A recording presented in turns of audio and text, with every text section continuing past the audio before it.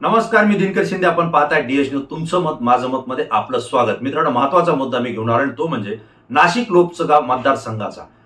नाशिक लोकसभा मतदारसंघामध्ये महाविकास आघाडीनं म्हणजे शिवसेना उद्धव ठाकरे गटानं आपले उमेदवार जाहीर केलेले आहेत. वाजे हे उमेदवार गेल्या 3 आठवड्यापासून आपल्या प्रचाराला लागलेले आणि त्यांची रणधुमाळी त्या ठिकाणी मतदारसंघात आपल्याला पाहायला मिळते. परंतु महायुतीकडून नाशिक मतदारसंघ नेमकं कोण लढवणार हा प्रश्न आतापर्यंत चर्चेत होता. विशेष म्हणजे एकनाथराव शिंदे यांच्या शिवसेनेचे हेमंत गोडसे हे त्या ठिकाणी सध्याचे खासदार आहेत, जे की उद्धव ठाकरे यांच्या शिवसेनेचे ते खासदार होते, परंतु ते आता एकनाथराव शिंदे यांच्यासोबत गेलेले आहेत. हेमंत गोडसे यांनी याच मतदारसंघामध्ये शिवसेनेच्या धनुष्यबाण चिन्हावर निवडणूक लढवलेली आहे आणि विशेषतः छगनराव भुजबळ आणि त्यांचे पुतणे समीर भुजबळ या दोघांचाही पराभव हेमंत गोडसे यांनी या ठिकाणी केलेला आहे. परंतु मित्रांनो, आता ही जागा महायुतीमध्ये एकनाथराव शिंदे यांच्या शिवसेनेला मिळावी ही अपेक्षा होती. त्या पद्धतीनं त्यांना लढावं लागलं. जर युती झाली होती, महायुती झाली होती आणि ज्या पक्षाचे स्टँडिंग खासदार आहेत त्या ठिकाणी त्यांना उमेदवारी द्यायचं ठरलं होतं, तर मग हेमंत गोडसे यांची उमेदवारी का जाहीर झाली नाही? नाशिकमध्ये ती एकनाथराव शिंदे यांची शिवसेना लढेल असंही सांगायला इतका विलंब का झाला, हा सगळ्यात महत्वाचा प्रश्न आहे. या प्रकरणामध्ये किंवा या विषयावर डीएस न्यूजच्या माध्यमातून आपण यापूर्वी सुद्धा चर्चा केलेली आहे. छगनराव भुजबळ हे अजित पवार राष्ट्रवादी गटाचे नेते आहेत, ते राज्यात मंत्री आहेत. त्यांनी नाशिकमधून निवडणूक लढवावी ही अपेक्षा राष्ट्रवादी काँग्रेसच्या गटापेक्षा भारतीय जनता पार्टीच्या वरिष्ठ नेत्यांची भूमिका ती होती. यामध्ये कोण होतं तर देशाचे पंतप्रधान नरेंद्र मोदी असतील, अमित शहा असतील, जे पी नड्डा असतील यांनी स्पष्टपणे सांगितलं होतं की नाशिक मतदारसंघामध्ये छगनराव भुजबळ यांनी निवडणूक लढवावी. आता झालंय असं की भारतीय जनता पार्टी यांचं म्हटलं होतं की नाशिक मतदारसंघात भाजपचा उमेदवार असावा. एकनाथ शिंदे गट यांचं मत आहे की आमची शिवसेनेची ती जागा आहे, आम्ही त्या ठिकाणी लढावं. आणि अजित पवार राष्ट्रवादी यांचंही मत होतं की ती जागा त्या ठिकाणी राष्ट्रवादींनी लढावी. आता या सगळ्या प्रश्नांमध्ये उमेदवार जाहीर करायला उशीर होतोय. उशीर होण्याचं कारण खूप वेगळं आहे, म्हणजे इनसाइड स्टोरी जी आहे ती वेगळी आहे. कारण समोर दिसताना या तिघांमध्ये जागा वाटप होत नाही असं दिसतंय, परंतु वास्तविक पाहता तसं नाहीये. याच्या मागचं कारण असं आहे की मनोज जरांगे पाटील यांनी जो महाराष्ट्रामध्ये आरक्षणाचा लढा उभा केलेला आहे आणि मराठा समाजाच्या आरक्षणाचा लढा उभा करत असताना कोट्यवधी समाज आपल्या पाठीशी एका ताकदीने त्यांनी उभा केला असताना छगनराव भुजबळ यांनी ओबीसीचा आवाज होत त्या ठिकाणी जरांगे पाटलांना विरोध केलेला आहे. मराठा आरक्षणाला सुद्धा विरोध केलेला आहे. हे मी आपल्याला आवर्जून सांगतोय. छगन भुजबळ हे राज्यामध्ये मंत्री आहेत, परंतु मुख्यमंत्री एकनाथराव शिंदे यांनी जी भूमिका जाहीर केली, यांनी जी समिती जाहीर केली होती मराठा आरक्षणाच्या संदर्भात आणि कुणबी नोंदी शोधण्याच्या संदर्भात, त्यालाच मंत्री असताना सुद्धा छगनराव भुजबळ यांनी विरोध केलेला आहे. त्या नोंदी आता शोधू नये असं त्यांनी सांगितलंय. शिंदे समितीचा कार्यकाल त्या ठिकाणी थांबवावा असंही त्यांनी म्हटलं होतं. म्हणजे सत्तेत असून सत्ताधारी मुख्यमंत्र्यांच्या विरोधात त्यांनी भूमिका मांडली आणि मराठा समाजाला आरक्षण हे ओबीसीतून देऊ नये यासाठी त्यांनी एल्गार सभा घेतल्या. आता मित्रांनो, हा प्रश्न पडला होता की जो व्यक्ती किंवा जो राजकारणी व्यक्ती निवडणूक लढत असेल तर त्याला सगळ्या जाती धर्माची मतांची आवश्यकता असते, तो कुठल्या एका जातीचा नसतो. परंतु तरी सुद्धा छगनराव भुजबळ हे ऐन निवडणुकीच्या अगोदर काही महिन्यापूर्वीच, म्हणजे गेल्या 2-3 महिन्यापूर्वीच त्यांनी मराठा आरक्षणच्या विरोधात आक्रमकपणे त्यांनी बोलीभाषा केली. समाजाच्या विरोधात बोलले, जरांगे पाटलांच्या विरोधात बोलले. ज्या मनोज जरांगे पाटलांना मराठा समाज आता दैवत मानायला लागलाय, आपला नेता मानतोय, त्यांच्या शब्दाखातर ते जे बोलतील तीच भूमिका आपली आहे असं स्पष्ट सांगतोय. असं असताना सुद्धा छगनराव भुजबळ यांनी त्यांना विरोध केला. अत्यंत तिखट असा विरोध केलेला आहे आणि मराठा समाज आपल्या अंगावर ओढून घेतलेला आहे. प्रश्न पडला होता की जर छगन भुजबळ यांना निवडणूक लढायची असेल तर एवढा मोठा मराठा समाज जो एकवटलेला तो आपल्या विरोधात ते करतायत. उद्या लोकसभेची निवडणूक लढायची असेल किंवा विधानसभेची लढायची असेल तर त्यांना अडचण येईल, हे त्यांच्या कसं लक्षात येत नाही. परंतु डीएस न्यूजने एक व्हिडिओ आपल्याला दिला होता, एक माहिती दिली होती की छगनराव भुजबळ यांना राज्यसभेवर घ्यायचं ठरलं होतं आणि भारतीय जनता पार्टीनं छगनराव भुजबळ हे राज्यसभेवर घ्यावेत हा दबाव राष्ट्रवादी काँग्रेसवर त्या ठिकाणी आणलेला होता आणि तसा शब्द सुद्धा कदाचित त्यांनी छगनराव भुजबळ यांना दिलेला होता. आणि ज्याला राज्यसभेवर जायचं असतं त्याला जनमताची काही गरज नसते, कारण त्याला आमदार मतदान करत असतो. आणि मग जनतेच्या मताची जर गरज नसेल, एखाद्या जाती धर्माच्या मतांची गरज नसेल, तर तो नेता कोणत्याही जाती धर्माच्या विरोधात बोलू शकतो. असं एक उदाहरण या ठिकाणी आपल्याला भुजबळांच्या माध्यमातून पाहायला मिळालं. आणि म्हणून त्यांनी मराठा समाजाविषयी आकस पद्धतीने त्या ठिकाणी आपली भूमिका, आपली भावना ही व्यक्त केली. वेळप्रसंगी सरकारच्याही विरोधात ते बोलले. परंतु ज्यावेळेस राज्यसभेची निवडणूक लागली त्याच वेळी आम आदमी पार्टीच्या नेत्या होत्या, ज्या सामाजिक कार्यकर्त्या आहेत, अंजलीताई दमानिया यांनी थेट बोट ठेवलं आणि त्यांनी सांगितलं की ज्या भारतीय जनता पार्टीने छगन भुजबळ यांच्यावर आरोप केलेले आहेत, मी स्वतः त्यांच्यावर आरोप केले, त्यांचे भ्रष्टाचाराचे पुरावे दिलेले आहेत आणि छगनराव भुजबळ जेलमध्ये गेलेले आहेत, अशा स्थितीत जे जामिनावर सुटलेले आहेत त्यांना भारतीय जनता पार्टी राज्यसभेवर घेऊन राष्ट्रीय नेता म्हणजे देशाच्या प्रवाहामध्ये ओबीसीचा नेता म्हणून आणू इच्छित आहे, जेणेकरून ओबीसीची मतं भारतीय जनता पार्टीच्या पारड्यामध्ये पडतील आणि हे योग्य नाही, मला पटले नाही, याच्या मला खूप वेदना झाल्या, असं ज्यावेळेस अंजलीताई दमानिया म्हटल्या त्याच वेळेस DS न्यूजनं सुद्धा या संदर्भातली माहिती आपल्याला दिली होती की छगनराव भुजबळ यांना राज्यसभेवर घ्यायचंय. मित्रांनो, याच ठिकाणी छगनराव भुजबळ यांची राज्यसभेची उमेदवारी टळलेली आहे आणि त्या ठिकाणी राष्ट्रवादी काँग्रेसला पुन्हा एकदा प्रफुल्ल पटेल यांना ती उमेदवारी द्यावी लागली. वास्तविक पाहता प्रफुल्ल पटेल हे लोक राज्यसभेवर जाऊन अवघे 1.5 वर्षाचा कालावधी त्यांचा झाला होता, 4.5 वर्षे त्यांच्या खासदारकीचे शिल्लक राहिलेले होते, परंतु अशा वेळी त्यांनाच पुन्हा राज्यसभेवर राष्ट्रवादी अजित पवार गटाकडून घेण्यात आलं आणि छगनराव भुजबळ यांची राज्यसभेची उमेदवारी त्या ठिकाणी टळली.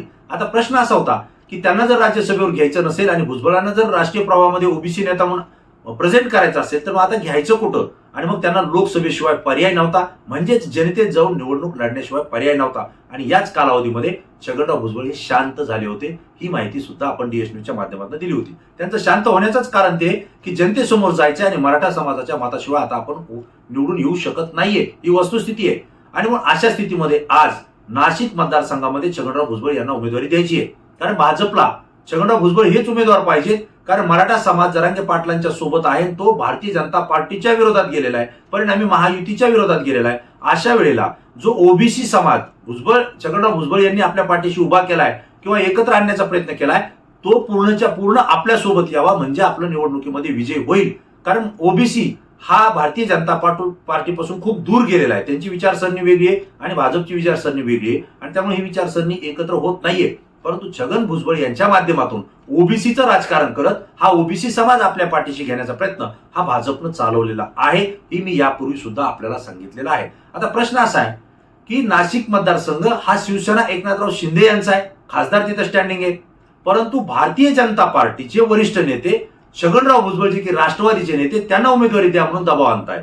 आणि विशेषतः 2 दिवसापूर्वी छगनराव भुजबळ यांनी जी 2 दिवसा कशाला 1 दिवसापूर्वी छगनराव भुजबळ यांनी पत्रकार परिषद घेतली आणि या पत्रकार परिषदेमध्ये त्यांनी स्पष्टपणे सांगितलं की मी लोकसभा निवडणूक लढण्यास इच्छुक नव्हतो किंवा मी तशी मागणी केलेली नव्हती, परंतु मला होळीच्या दिवशी अजित पवार यांनी बोलावून घेतलं, ज्या ठिकाणी प्रफुल्ल पटेल होते, सुनील तटकरे होते आणि त्या ठिकाणी मला अजित पवार यांनी स्पष्टपणे सांगितलं की आपल्याला नाशिक मतदारसंघातून लढायचंय आणि तुम्हाला स्वतःला त्या ठिकाणी लोकसभेचा उमेदवार व्हावं लागेल. कारण आत्ताच आम्ही दिल्लीमधून आलो आणि दिल्लीमध्ये चर्चा झालेली आहे, अमित शहा यांच्यासोबत आमची चर्चा झाली, देवेंद्र फडणवीस त्यासोबत होते, एकनाथराव शिंदेही त्यासोबत आमच्यासोबत होते आणि त्यावेळेस त्यांनी असं सांगितलं की छगनराव भुजबळ यांनीच लोकसभेची निवडणूक नाशिकमधून लढावी, असं मला स्पष्टपणे अजित पवार यांनी सांगितलं. तर मी त्यांना सांगितलं की मला 2 दिवस वेळ द्या, मी 2 दिवसानंतर सांगतो.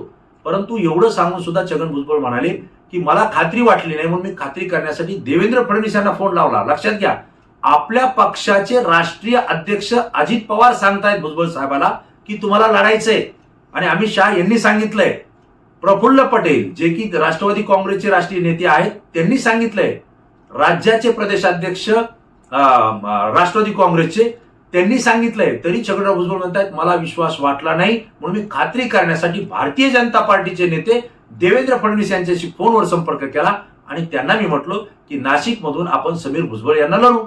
आता प्रश्न बघा, एकनाथराव शिंदे यांच्या शिवसेनेची जागा आहे, परंतु छगनराव भुजबळ देवेंद्र फडणवीसांना म्हणतात की आपण समीर भुजबळ यांना उमेदवारी देऊ.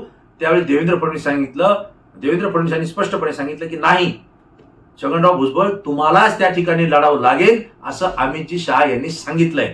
आता बघा मित्रांनो, हे छगनराव भुजबळ यांनी पत्रकार परिषदेमध्ये खुलासा केलाय, म्हणजे राष्ट्रवादीचा उमेदवार हे भारतीय जनता पार्टीचे वरिष्ठ नेते ठरवतायत आणि एकनाथराव शिंदे यांचा उमेदवारी सुद्धा त्या ठिकाणी बाजूला सारतायत, हे अगदी स्पष्ट या ठिकाणी आहे. आणि त्यानंतर छगनराव भुजबळ यांनी नाशिक मतदारसंघामध्ये प्रचाराला सुरुवात केली होती, चाचपणीला सुरुवात केली होती, याची माहिती सुद्धा DS न्यूजनं सातत्यानं आपल्याला दिलेली आहे. हेमंत गोडसे हे त्या ठिकाणी नाराज झालेले आहेत आणि त्यांचं मत आहे की ही जागा शिवसेनेनंच लढावी आणि मीच लढावी. आता प्रश्न असा आहे, भारतीय जनता पार्टीला छगनराव भुजबळ यांना उमेदवारी द्यायची, परंतु एकनाथराव शिंदे गट ऐकत नाही आणि म्हणून भुजबळ साहेबांनी स्पष्टपणे पत्रकार परिषदेमध्ये सांगितलं की आता मी नाशिक लोकसभा मतदारसंघातून माघार घेतोय, आता मला ही निवडणूक लढायची नाहीये. त्याचं कारण असं की उमेदवारी जाहीर व्हायला उशीर झालेला आहे, आता प्रचाराला वेळ कमी मिळतोय आणि अशा स्थितीमध्ये आता मी लढू इच्छित नाही, त्यामुळे मी माघार घेतोय असं स्पष्टपणे भुजबळ साहेबांनी सांगितलेलं आहे. पण हे सांगत असताना एक वाक्य त्यांनी पुन्हा अधोरेखित केलंय. नाशिक मतदारसंघातून मी माघार घेतोय याचा अर्थ राष्ट्रवादी काँग्रेस माघार घेते असं नाही. पहा मित्रांनो, दोन शब्द या ठिकाणी भुजबळ साहेबांनी फेरलेले आहेत. भुजबळ साहेब हे मुरब्बी राजकारणी आहेत, अनेक पक्ष बदललेले आहेत, त्यामुळे त्यांना शब्द सुद्धा बदलणं खूप लवकर येतं, हे आपण यापूर्वी सुद्धा पाहिलेलं आहे. आता प्रश्न असा आहे की त्यांनी हा जो दबाव आहे हा महायुतीवर आणलेला आहे की लवकरात लवकर निर्णय घ्या आणि उमेदवारी जाहीर करा. आता मला सांगा, अमित शहा असतील किंवा नरेंद्र मोदी असतील किंवा जे पी नड्डा असतील, भारतीय जनता पार्टीचे वरिष्ठ नेते, यांनी जर महाराष्ट्रातल्या या महायुतीमधल्या तिन्ही पक्षाला जर सांगितलं असेल की नाशिकमधून छगनराव भुजबळ हेच लढतील, तर तुम्ही मला सांगा, एकनाथराव शिंदे, अजित पवार आणि देवेंद्र फडणवीस यांच्यात एवढी हिंमत आहे का की वरिष्ठ नेत्यांनी सांगितले भुजबळ साहेबांना उमेदवारी द्या आणि हे तिघं देणार नाहीत, हे शब्द डावलू शकतात का? म्हणजे साध्या सामान्य माणसाला सुद्धा समजतंय की नाशिकमधून छगनराव भुजबळ हेच उमेदवार राहणार आहेत, कारण हे तिघही त्या ठिकाणी डावलू शकत नाहीत. फक्त लवकर घोषणा करायची आहे आणि एकनाथ शिंदेवर हा दबाव आलेला आहे सगळ्यात महत्वाचा, कारण त्यांची ती जागा आहे, त्यांना ते छगनराव भुजबळ यांना जाहीर करणं गरजेचं आहे. आणि मित्रांनो, या ठिकाणी महायुती आता अडचणीत आलेली आहे. जर भुजबळ साहेबांना उमेदवारी त्या ठिकाणी दिली नाही तर ओबीसी समाज पुन्हा महायुतीच्या विरोधात जाईल, मराठा समाज तर गेलेला आहेच. हा परिणाम होऊ नये आणि यासाठी लवकरात लवकर उमेदवारी जाहीर करावी, हा दबाव छगनराव भुजबळ यांच्याकडून या ठिकाणी आणला गेलाय असं माझं स्पष्ट मत आहे. आणि म्हणून मी मित्रांनो आपल्याला सांगतोय, यवतमाळ वाशिम या ठिकाणी भावना गवळी ह्या एकनाथराव शिंदे गटाच्या शिवसेनेच्या उमेदवार होत्या. ती जागा त्यांना सुटलेली होती, खासदार त्या ठिकाणी स्टँडिंग होत्या, परंतु हेमंत पाटील हिंगोलीचे जे उमेदवार होते त्यांची उमेदवारी जाहीर केल्यानंतर सुद्धा त्या ठिकाणी शिंदे गटाला माघार घ्यावी लागली, ती जागा भाजपला सोडावी लागली आणि हेमंत पाटील यांच्या ऐवजी त्यांच्या पत्नीला जयश्री पाटील यांना यवतमाळ वाशिम मध्ये उमेदवारी देण्यात आलेली आहे आणि ती राष्ट्रवादी काँग्रेस अजित पवार गटाकडून देण्यात आली. किती नाटकीय घडामोडी घडतायत पहा. भाजपच्या शिवसेनेच्या मतदारसंघामध्ये स्टँडिंग खासदार असलेल्या भावना गवळीला बाजूला सारखवलंय, त्या ठिकाणी राष्ट्रवादी काँग्रेस अजित पवार गटाला ती जागा सोडलेली आहे आणि त्याच ठिकाणी एकनाथराव शिंदे यांच्या गटाचे हेमंत पाटील यांची हिंगोलीची उमेदवारी काढून घेतली आहे आणि त्यांच्या पत्नीला अजित पवार यांच्या राष्ट्रवादी काँग्रेसकडून उमेदवारी दिलेली आहे. म्हणजे सगळ्यांनी त्या ठिकाणी साध्य करून घेतलेलं आहे. आता तोच इफेक्ट, त्याचा जो काही परिणाम आहे तो नाशिक मतदारसंघावर होतोय. नाशिक मतदारसंघामध्ये एकनाथराव शिंदे यांचीच शिवसेना लढेल हे ठासून सांगितले गेले, आजही सांगितले गेले, परंतु कोण उमेदवार राहील हे सांगितलं गेलेलं नाहीये. भाजपच्या वरिष्ठ नेत्यांचं मत आहे छगनराव भुजबळ हे उमेदवार असावेत. राष्ट्रवादी काँग्रेसचे छगनराव भुजबळ हे एकनाथराव शिंदे यांच्या शिवसेनेचे उमेदवार त्या नाशिक मतदारसंघातून असतील असं माझं ठाम मत आहे. आजच आपण जर पाहिलं असेल तर अजय बारस्ते जे की एकनाथराव शिंदे गटाचे नेते आहेत, त्यांनी स्पष्टपणे सांगितलं की नाशिकमध्ये धनुष्यबाणावरच निवडणूक होणार आहे.